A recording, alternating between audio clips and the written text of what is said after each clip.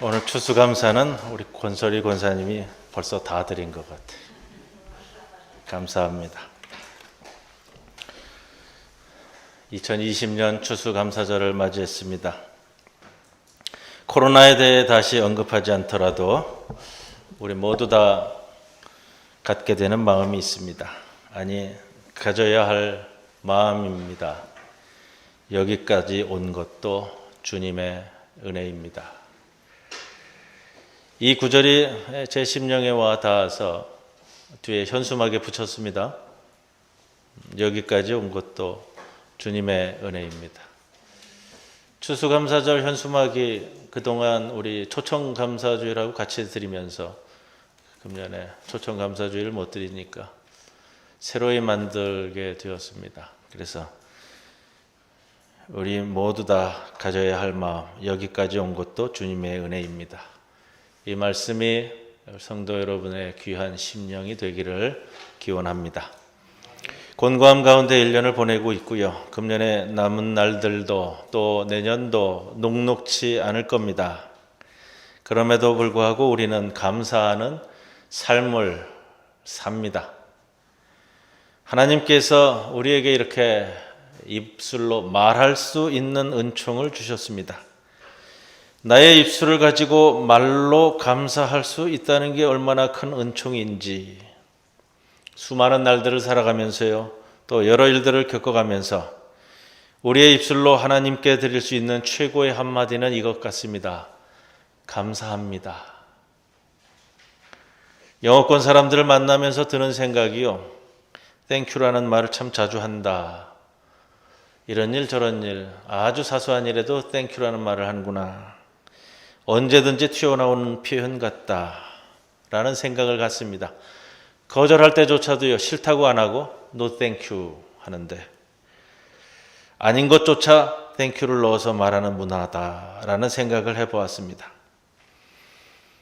우리가 살아가면서 하나님 앞에서 불평과 원망은 가르치지 않아도 얼마나 잘하는지요. 이게 끝도 없는 것 같아요. 그냥 건드리기만 하면 툭툭 튀어나오는 게 뭐같이 튀어나오더라고요. 9가지 감사한 일이 있어도 1가지 원망이 있으면 그 원망, 불평 붙들고 사는 게 사람입니다. 목회해보니까 그래요. 감사한 것 알고 감사하다는 말을 할 수 있는 사람은 참 귀한 인생이다. 그런 생각이 듭니다. 감사주일은 그래서 우리가 하나님 앞에 감사합니다 고백하는 주일입니다. 오늘 시편 116편 감사절 시편으로 제가 선택한 본문입니다. 시편 116편은요, 시편에 있는 150편의 시편 중에 34편이 표제가 붙지 않았는데 그 중에 하나입니다. 표제가 없어요. 그래서 어떤 배경을 가지고 있는지 정확히 우리들에게 설명을 해주지는 않습니다만 흔히 다윗의 감사 시편으로 칭하는 말씀이고요. 그런데 감사 시편인데 그 배경이 어디냐면 다윗의 시절 노년에 아들 압살롬의 반란으로 인해서 예루살렘 왕궁에서 쫓겨나가서 돌아갈 기약 없이 광야를 헤매고 있을 때에 드리는 찬송시입니다. 이게 감사가 나올 수 있겠냐고요. 돌아갈 기약도 없고요. 돌아갈 기억이 없는다는 것은 이 광야에서 그냥 죽을 수도 있다는 거예요. 대체적으로 다 죽을 것이라고 얘기했어요. 살아남는다는 희망이 보이지 않아요. 내 인생 여기서 이렇게 끝나는가 하는 때에, 그것도 누구 때문에 그래요? 자기 아들. 자기 아들에 의해서 내일을 산다는 것을 바라볼 수 없는 때에 다윗은 오늘 17절 말씀처럼 감사제를 드린다고 했어요. 오늘 본문 8절에 보면 내 영혼을 사망에서, 제가 참 좋아하는 표현이에요. 내 눈을 눈물에서 건지신다. 여러분, 내 눈을요, 눈물에서 건져 올린다는 게 이 다윗의 심령을 다 품고 있는 표현이에요. 내 눈을 눈물에서 건져 올린다. 내 발을 넘어짐에서 건지셨나이다. 눈물의 감사예요. 눈물의 감사. 내 눈을 눈물에서 건져 올리신다. 내 영혼을 사망에서 내 발을 넘어짐에서 건지셨다. 이 감사 시편 전체에서 흐르는 오늘 다윗의 고백의 말씀이라고요. 이 시편 말씀은요, 이 예배 시에, 공중 예배 시에 사용되어졌어요. 그래서 회중 찬송으로 불렸는데, 이 회중들이 부르는 이 찬송이 가슴이 북받쳐 오르기 때문에 이 구절로 인해서 고난 중에 감사의 노래로 부르게 된 대표적인 예배 찬송이 오늘 시편 116편 말씀입니다. 이 다윗 감사의 노래의 출발점이 1절, 2절에 있어요. 여호와께서 내 음성과 내 간구를 들으셨다라고 고백합니다. 들으셨다. 그냥 귀로 듣는다. 이 표현은 아니고, 이 차원은 아니고요. 주의 깊게 들었다. 경청했다. 이 뜻인데, 더 나아가서 응답해 주셨다라는 표현이에요.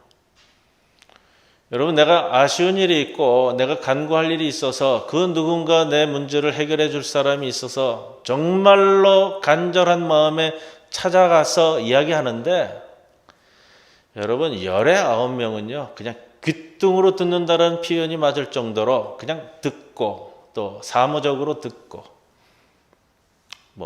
행정적으로 처리하고, 그게 다라고요. 들으셨다. 응답해 주셨다. 여러분, 하나님께서 내 기도에 응답하신다. 여러분, 삶의 경험이 있으시잖아요. 기도의 경험이 있으시잖아요. 여러분, 내 한평생 신앙생활 하는 가운데, 이 가운데 내가 살아가는데 하나님께서는 내 기도에 응답하신다. 이거요, 굉장한 거예요. 신앙인이 붙들 수 있는 유일한 게 이거라고요. 하나님은 내 기도와 내 간구에 응답하신다. 다윗이 아들 압살롬에 의해 쫓겨나갔는데 내 음성과 내 간구, 갈급하여 부르는 내 목소리, 광야에서 엎어지며 헤어날 수 없고 골짜기에서 일어날 수 없을 때, 그때에 하나님께 부르짖으면 그 하나님은 나의 목소리를 들어주셨다. 이 본문을 제가 해석하면서요, 주목되는 표현이 있어요. 들어주셨다. 이게 우리말 표현에는 잘 안 살려지는데, 이게 미완료형으로 써요. 미완료형. 제가 설교 말씀 드릴 때마다 미완료형에 대해서 말씀을 드렸습니다만, 이 미완료형이 쓰임은요, 그때 내가 기도했더니 그때 하나님께서 들어주셨다, 이렇게 단회적 사건으로 끝나는 게 아니에요. 미완료형으로 쓰였다는 것은 하나님께서는 지속적으로 내 기도를 들어주셨고 앞으로도 들어주실 것이다 라는 것을 뜻하는 표현이라는 것 말이에요. 한결같은 관심, 한결같은 응답, 그것이 오늘 들어주셨다라는 표현이에요. 2절 말씀, 그의 귀를 내게 기울이셨다. 귀뚱으로 듣거나 흘려 듣는 게 아니고요. 이 단어적 표현은 그래요. 이렇게 몸을 숙여서 귀를 기울여서 들어주셨다. 이거를 표현한다고요. 세밀하게 듣고 공감해주고 같이 울어주고. 그래서 다윗이 뭐라고 얘기해요? 그래서 내가 평생에 뭐예요? 기도하리로다. 여러분, 말씀 보고 계셔야 돼요. 1, 2절의 다윗의 감사 찬송은 기도로부터 시작되는 거예요.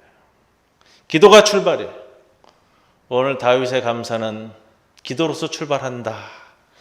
내가 평생에 기도하리로다. 제가 이번 주 말씀 준비하면서 목요일 날 우리 권 권사님한테 카톡을 보냈어요. 권사님, 이번 주일 찬양 제목은 뭔가요? 왔어요? 1시간 뒤인가 이렇게 왔어요. 제목이 뭐예요? 오늘 저 찬양 제목이 뭐예요? 가을의 기도. 제가 그 제목을 딱 받으면서, 야, 권사님하고 나하고 이 심령이 통했구나. 이번 주일 말씀을 통해서 심령이 통하는 건 얼마나 좋은지요. 가을에는 기도하게 하소서. 김영승 선생님의 시죠? 예, 그 곡을 붙인 겁니다. 가을에는 기도하게 하소서. 얼마나 제가 좋았는지 몰라요? 그런데 오늘 시편에는 더 장대한 거예요. 다윗은 뭐라고 노래 불러요? 내가 평생에 기도하리로다. 이 동사형도 미완료형이에요. 미완료형. 시편 기자가 이 단어를 쓸 때는 의도하는 바가 있다고요. 왜 미완료형을 쓰느냐? 내가 지금껏 하나님 앞에서 기도해왔고 앞으로도 내가 기도할 것이다. 내가 살아가는 동안 기도를 쉬지 않겠다는 신앙 고백이 담겨져 있는 표현이에요. 다윗 감사의 출발점은 기도입니다. 두 번째로 다윗 감사의 근거는 구원이에요. 구원. 저와 여러분의 감사의 근거는 항상 구원이에요. 4절에 보면 건지소서, 6절에 보면 나를 구원하셨도다, 8절에 보면 다시 나옵니다. 건지셨나이다. 16절에 보면 나의 결박을 푸셨나이다. 다윗이 정말로 엄청난 곤고함 가운데 있잖아요. 노년에 자기 자식이 자기에게 칼을 겨누었어요. 다른 이도 아니고요. 내 자식이 나한테 칼을 겨누었다고요. 내 왕의 자리를 차지했어요. 그 아들이 내 후궁들을 차지했다고요. 심지어 내가 예배드리던 그 성소의 자리까지도 차지하고 있어요. 나는 맨발로 쫓겨나와 사망의 음침한 골짜기에 놓여져 있다고요. 그 8절에 그런데 주께서 나의 영혼을 사망해서 내 눈을 눈물에서 내 발을 넘어짐에서, 여러분 넘어지면 못 일어나는 거예요. 여기서 넘어지면 못 일어나는 거예요. 그런데 건지셨다.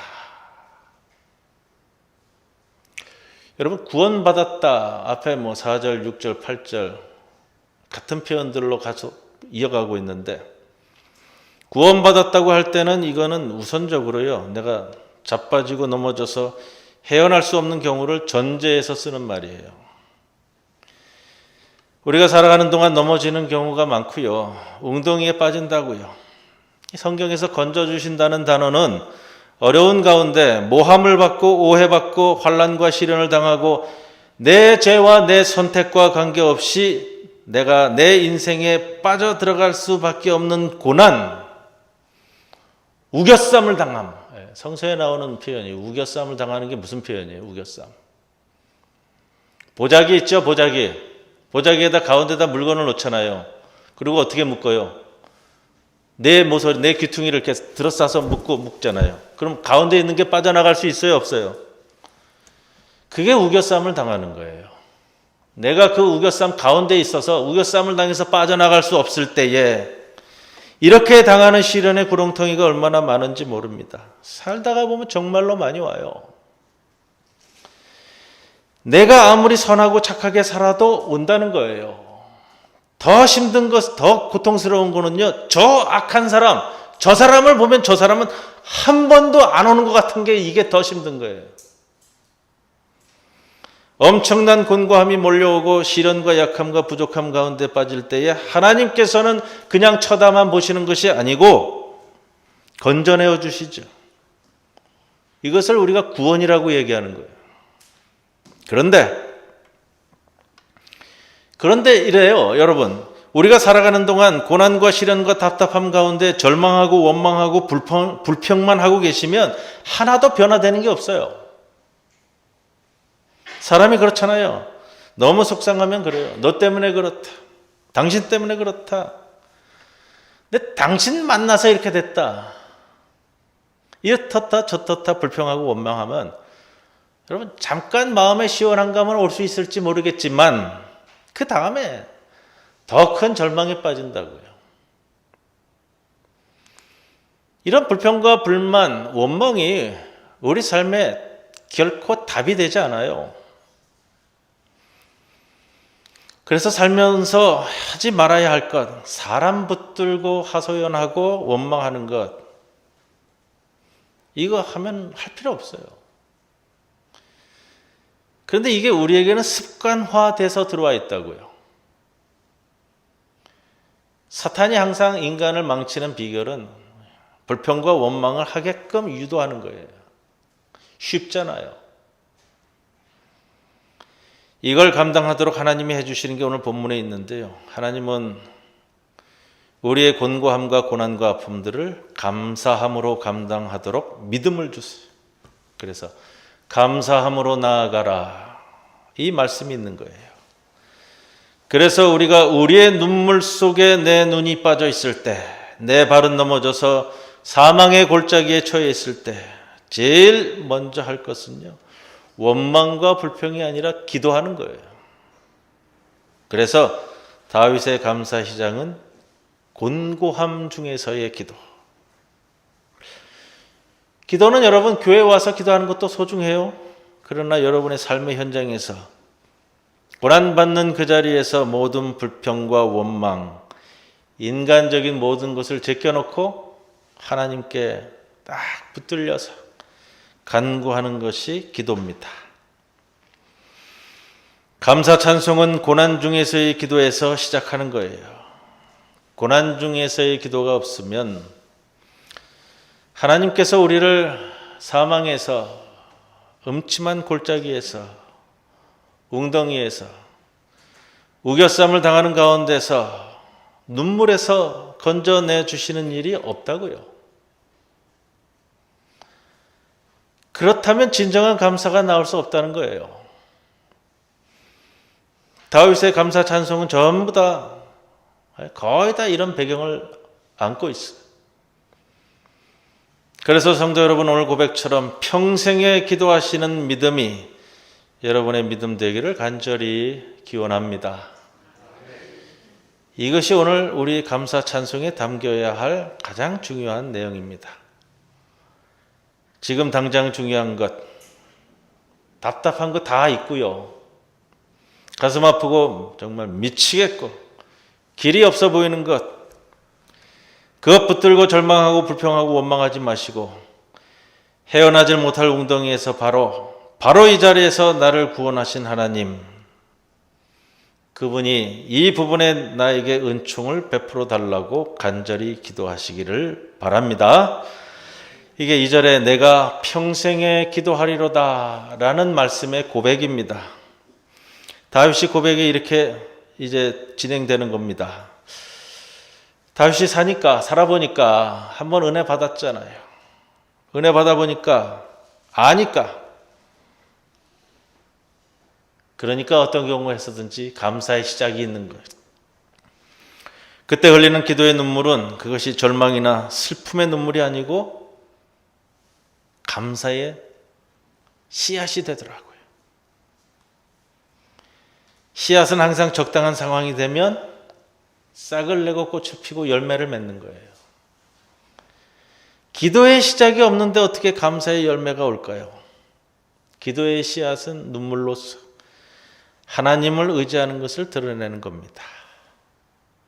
그리고 세 번째, 여러분, 감사의 진행. 다윗은 감사의 진행을 곤고한 중에서 믿는 믿음이라는 표현을 쓰고 있습니다. 기도를 통하여 곤고한 중에도 믿음을 고백하는 찬송시. 10절에 보세요. 내가 크게 고통을 당하였다고 말할 때에 그때도 나는 믿었다. 내가 크게 고통을 당하였다. 뭘 믿었냐? 하나님께서 나를 건지시고 구원하실 것을 믿었다. 경험이 있잖아요. 평생에 살아오면서. 골리앗 앞에서의 경험이 있죠. 사울 왕 앞에서의 경험이 있고요. 내가 믿었던 나의 죽은 사울 왕이, 그 사울 왕이 내 목숨을 앗아가려고 하는 그때에도 10년 넘도록 광야를 기약 없이 헤매고 다닐 그때에도 내가 믿는 경험이 있잖아요. 지난날 나를 구원해 주신 그 믿음. 때때로 찾아온 고난과 아픔이 있고요. 심지어 여러분 살아가면서 그래요. 내가 수년 동안 기도해 온 것도 하나님께서는 때로는 나로 하여금 포기하게끔 하시는 역사도 나에게 거치게 하셨는데 그때마다 기도하게 하시고 또 그렇게 내가 한참 동안 기도하다 보니까 나중에 나의 가슴 속에서예요. 머리가 아니고요. 내 생각이 아니고요. 가슴 속에서의 깨달음이에요.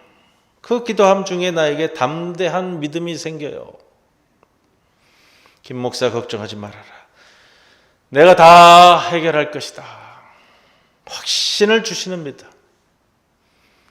다윗의 기도가 이렇게 놓여 있는 거예요. 그렇게 진행되는 거예요.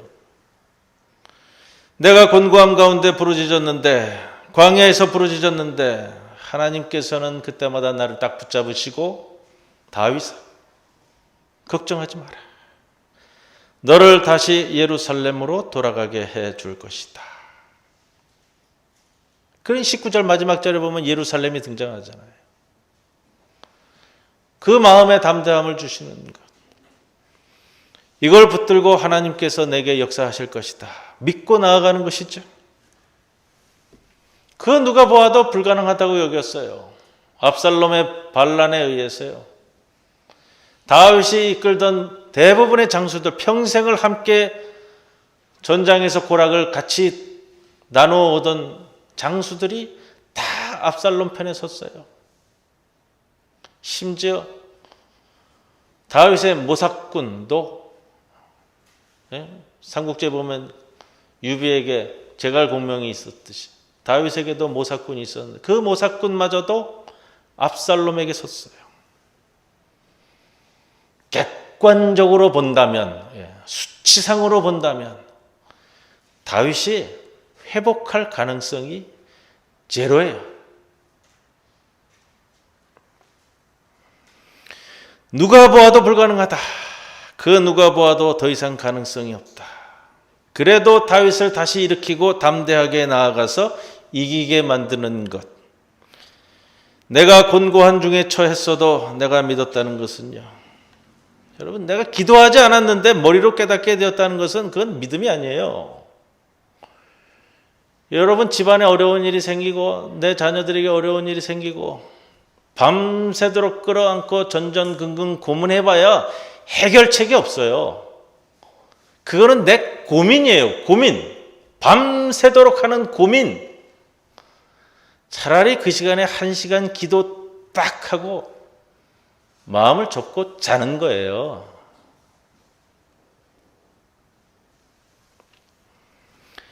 가슴으로 들어오는 생각과 깨달아지는 뜨거움은요, 어떤 법칙과 논리와 이성으로도 설명할 필요가 없어요.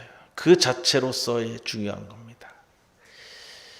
믿음은 이런 부분이 아닌가 하는 생각이 들고요. 기도하시고 고난 중에서 발버둥 치고 사람 붙들고 원망하지 마시고 하나님 앞에서 간절히 엎드려 기도하시고 그 가운데 하나님께서 내 마음 깊은 곳에 주시는 확신을 붙들고 나아가시는 여러분들이 되기를 바랍니다. 이것이 감사 찬송의 진행이에요. 진행. 그래서 17절 내가 주께 감사제를 드리고 여호와의 이름을 부르리이다. 사람이요. 여러분, 사람이 너무 힘들면, 너무 힘들고 곤고함에 있으면, 제 경험이기도 하고요. 여러분도 동일한 경험일 거라고 믿어요. 기도하러 이 자리에 올라와도요, 하나님이라고 외치기가 싫어요. 하나님이 원망스러운데, 살다 보면 그럴 때가 있잖아요. 내가 기도하겠다라는 그 마음 붙들고 이 자리까지 올라왔는데도 불구하고 기도가 안 나와요. 하나님이라는 이름이 내 입술에서 떨어지지가 않아요. 여호와의 이름을 부르기도 싫어지는 경험이 있잖아요. 그 고개를 넘어가야 되는데 내가 그것도 알아요. 내가 이 고개를 넘어가야 한다는 것도 알아요.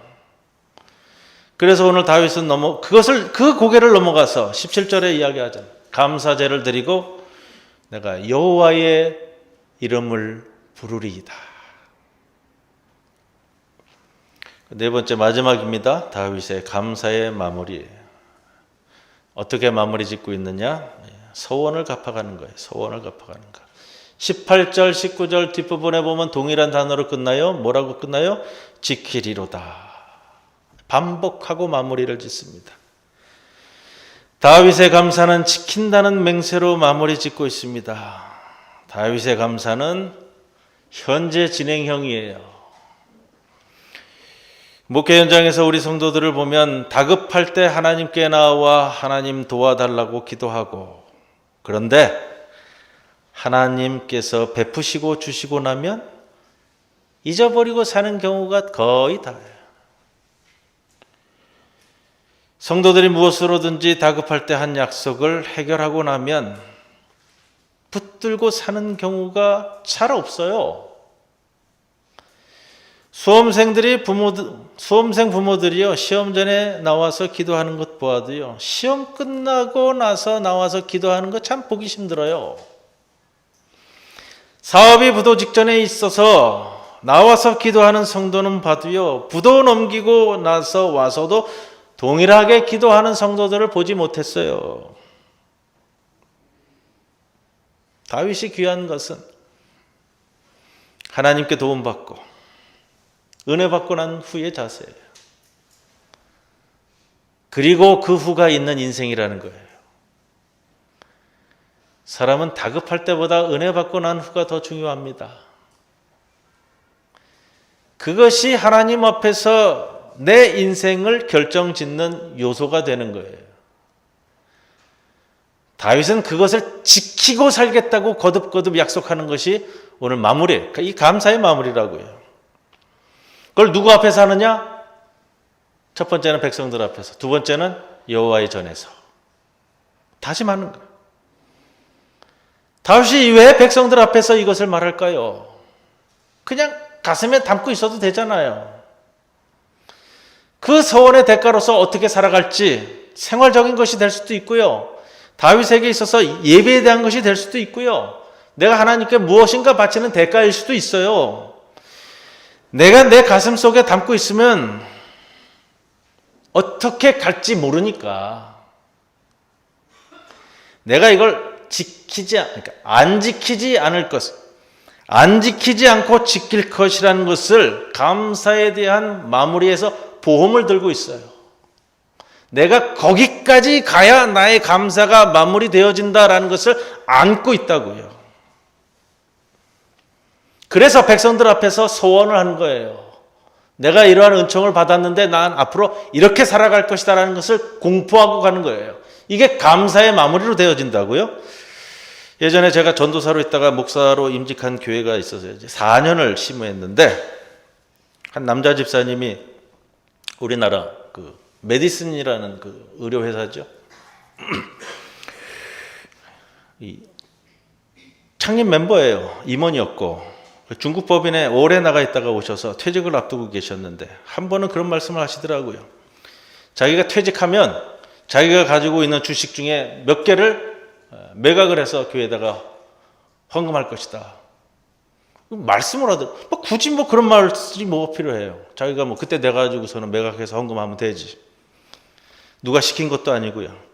그래서 내가 그걸 지금 굳이 말씀을 하세요 그랬더니 이런다는 거예요. 내가 이러한저러한 신앙의 나의 고백 속에서 내가 교회를 섬겨왔는데, 내가 정말로 중학교 때부터 다니던 교회예요. 이분이 나중에 이제 제가 떠나고 난 다음에는 장로님이 되셨어요. 교회를 위해서 오래전에 내가 소원하는 것이 있다. 이 주식을 내가 퇴직할 때 몇 개를 팔아가지고 헌금할 것이다라고 그랬는데, 문제가 뭐냐면요, 그 이후에 계속해서 주가가 올라가는 거예요. 이 주가가 올라가니까 이게 자꾸 마음이 흔들린다는 거예요. 자꾸 뭔가가 나를 흔들어대는데, 내 평생에 나를 붙들어 주신 하나님 앞에서 내가 이럴 수는 없다. 그럼 내가 나를 지키기 위해, 내가 내 소원을 지키기 위해서 공포하는 거예요. 주식이 한 주당 10만 원이든 이 한 주가 100만 원이든 내가 약속한 매수를 매각을 해서 내가 헌금하겠다. 좋습니다. 그 마음이 귀합니다. 다윗이 오늘 기도하고 구원받은 사건을 고백하고 고난 중에도 자신이 믿은 신앙의 사건을 노래하면서 마지막 18절에 그래서 이렇게 마무리가 되는 거예요. 내가 여호와께 소원한 것을 그의 모든 백성이 보는 앞에서 지키리로다. 예루살렘아 내 한가운데서 곧 여호와의 성전들에서 내가 지키리로다. 야훼를 찬양하라. 여러분, 우리의 감사는 추수감사절 감사로 끝나는 것이 아닙니다. 정말로 그동안 겪어온 어느 것으로도 비교할 수 없는 곤고함이 지난 한 해 동안 우리에게 있었습니다. 그러나 현수막 다시 보세요. 여기까지 온 것도 주님의 은혜입니다. 이것이 우리의 고백이 되는 겁니다. 내 남은 인생 하나님을 위해서 지키고 또 나의 소원을 갚아가는 삶을 통해 여러분의 감사 찬송이 구체적으로 드러날 수 있기를 바랍니다. 이것이 진짜 찬송입니다. 우리의 감사가 이러한 찬송이 되기를 주님의 이름으로 간절히 축원을 드립니다. 아멘. 고마우신 아버지 하나님, 주의 은혜를 감사와 찬송을 드리옵니다. 지금까지 온 모든 것을 묶어서 주님 앞에 내어놓습니다. 우리의 실존적인 삶까지도 묶어서 주님 앞에 내어놓습니다. 주님 다 아시잖아요. 얼마나 곤고했고 어렵고 정말로 경험할 수 없는 것들을 경험한 이 한 해. 그러나 주님 앞에 섰을 때에 원망과 불평이 아니라 여기까지 온 것도 주님의 은총임을 우리의 믿음으로 삼아 고백하오니 받아주시옵소서. 예수님의 이름으로 기도드리옵나이다. 아멘.